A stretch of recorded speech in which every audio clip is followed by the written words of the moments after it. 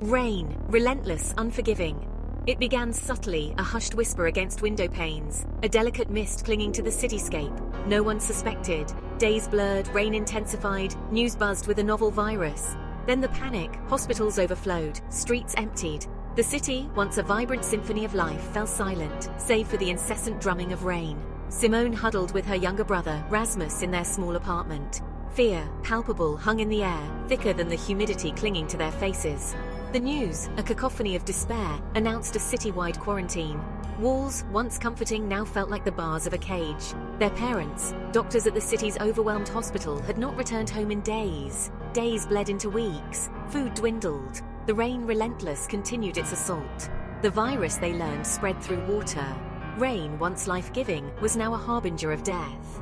Simone, barely an adult herself, found herself responsible for Rasmus's life, their parents lost to the chaos engulfing the city. Their neighborhood, designated Quarantine Zone Delta, was a testament to the virus's brutal efficiency. Buildings, once proud symbols of human endeavor, stood derelict, draped in an eerie silence. The air hung heavy, thick with the stench of decay and the unspoken fear that gnawed at their insides. Each cough, each sniffle, was a terrifying reminder of their vulnerability. One evening, a tremor shook their building. Dust rained down as a wall crumbled, revealing an escape route. It was a desperate gamble, but staying meant certain death. Armed with a small backpack of supplies and fueled by a sliver of hope, they made their decision. They would brave the unknown, the rain-lashed wilderness beyond their crumbling sanctuary.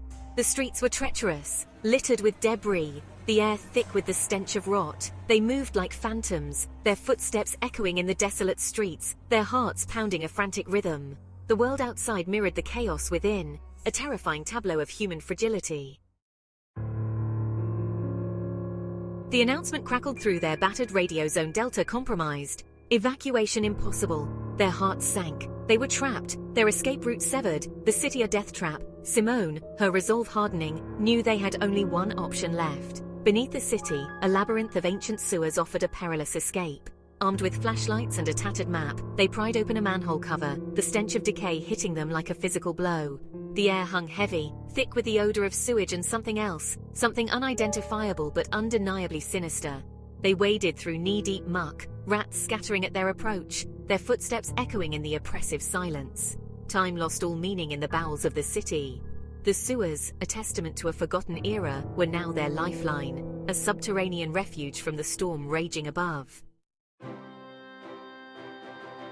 Emerging from the sewer's fetid embrace, they were greeted by a landscape transformed. Gone was the concrete jungle, replaced by a verdant, almost primordial wilderness. The rain-washed air, while still heavy with moisture, held the scent of earth and something else, something unfamiliar, yet strangely comforting. They followed a river, its current swollen from the relentless rain. The sun, a pale ghost behind the perpetually overcast sky, offered little warmth. They scavenged for food, their diet a meager offering of berries and edible plants identified from Rasmus's well-worn field guide. Their clothes, tattered and torn, offered little protection from the elements. The rain, though lighter now, was a constant companion. They learned to navigate by the stars, their once familiar world stripped bare, replaced by a raw, untamed landscape. Each day was a test of their endurance, a delicate dance between hope and despair. The forest was alive, teeming with creatures they had only seen in books. Deer with startled eyes watched them from the undergrowth. A fox, sleek and cunning, tracked their movements from a distance. The familiar sounds of the city were replaced by the rustling of leaves, the chirping of insects, the distant call of unseen birds. They encountered other survivors, their faces etched with the same mix of hope and trepidation. A lone woman, her eyes filled with a weary wisdom, offered them food and shelter for a night. An elderly couple, their faces etched with loss, shared their stories of survival. Not all encounters were as fortunate. They learned to be wary, to trust their instincts. A group of men, their eyes hardened by desperation, approached them with ill intent. Anna, her voice trembling but firm, managed to deter them, their meager possessions holding little appeal to those who had lost everything. Following a winding trail through a forest scarred by fire, they stumbled upon a clearing. A cluster of makeshift shelters huddled together, smoke rising from a central fire pit. Children played, their laughter a jarring counterpoint to the silence they had grown accustomed to. This was no ordinary encampment. This was a community. They were welcomed with cautious curiosity, their arrival a ripple in the fabric of this newfound society. The people, hardened by experience but not devoid of compassion, shared their meager rations and offered them shelter in a communal tent. For the first time since the rain began, Anna and Ben felt a flicker of hope. Life in the community was harsh but structured. Days were spent foraging for food, tending to crops planted in the fertile soil, and reinforcing their defenses.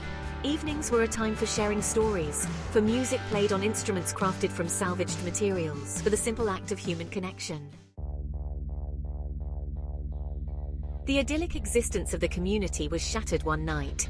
The howl of dogs, followed by the guttural shouts of men, pierced the silence.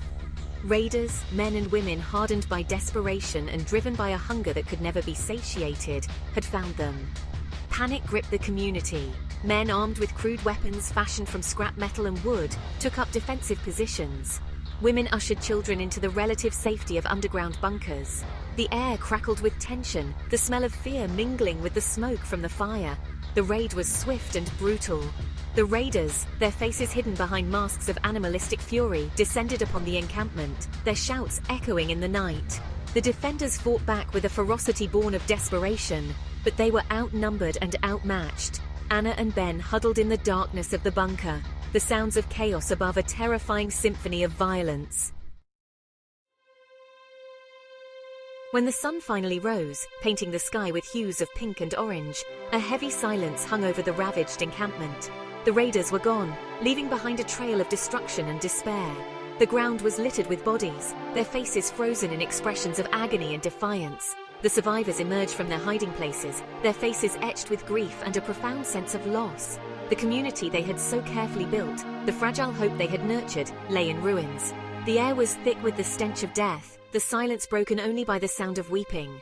Anna and Ben, their clothes stained with blood and dirt, searched frantically for familiar faces among the fallen. They found the elderly couple, their hands clasped together in death, their faces serene. Hope, once a flickering flame, threatened to be extinguished by the cold reality of their situation. They buried their dead beneath the shade of a weeping willow, its branches swaying gently in the breeze. There were no prayers, no hymns, only the shared silence of grief and the rustling of leaves.